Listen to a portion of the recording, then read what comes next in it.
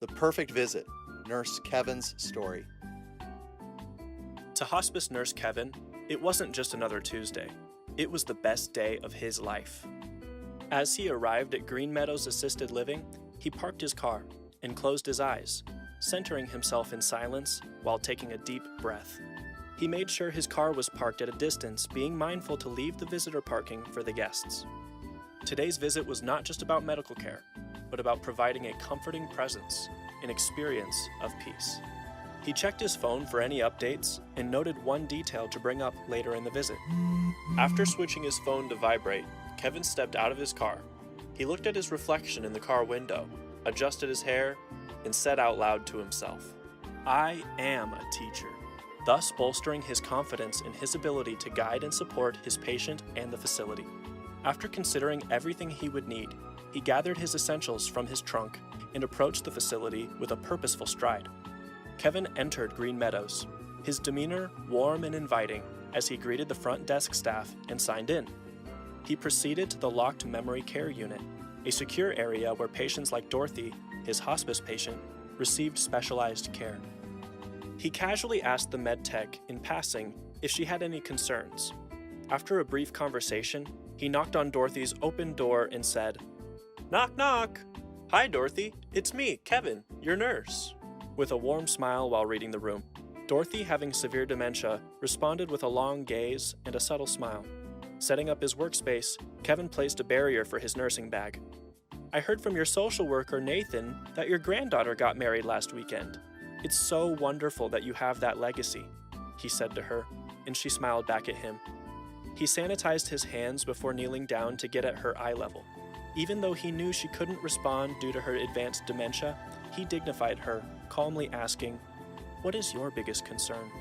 Kevin engaged in whole-body listening, observing her nonverbal cues. She quietly said the word, "Sarah." "Yes, your daughter Sarah loves you very much. Don't worry, I'm going to give her a call later and let her know how you're doing," he said while managing her expectations. He then pulled out his laptop and explained to her, "These help us so much so that your care team can stay on the same page." Kevin began hands-on care, doing a head-to-toe assessment, checking vitals and providing wound care. Since she was mainly in bed, Kevin did a 100% skin assessment, diligently checking for new issues. Since the facility staff was already taught on how to care for Dorothy, he progressed to the next step in the visit structure. Kevin was carefully considering Dorothy's diagnosis progression and anticipating what could happen next. He assessed her medication list, checked supplies and DME, and ordered a new, low air loss mattress to help provide relief. After contacting the doctor regarding a medication adjustment, he updated the team. Documenting the fresh details of the visit on his laptop, Kevin made sure not to overlook any important information. He thought for a moment on how to paint a picture using descriptive words, deciding to write that the wound looked like hamburger meat. He used charting techniques to accurately show historical comparisons, illustrating Dorothy's subtle decline. He updated the plan of care, tailoring it to Dorothy's evolving needs. He also made sure to tip the team one detail. Normally in his practice, he affirms the caregiver at this point, but since Dorothy is in a facility, he decided to call her daughter. "Hi, Sarah, I'm with your mom," he informed her, providing updates and checking in. He carefully managed expectations by teaching her that her mom's non-healing wound is normal and to be expected. After ending the call, he returned to Dorothy saying, "This facility is wonderful. They are doing a good job taking care of you. You have everything you need. Is there anything else I can help with? I have time." She smiled back. Kevin carefully cleaned up and packed his nursing equipment before closing out his charting. He showed Dorothy the number and view sheet on the wall before expressing his gratitude and leaving her room.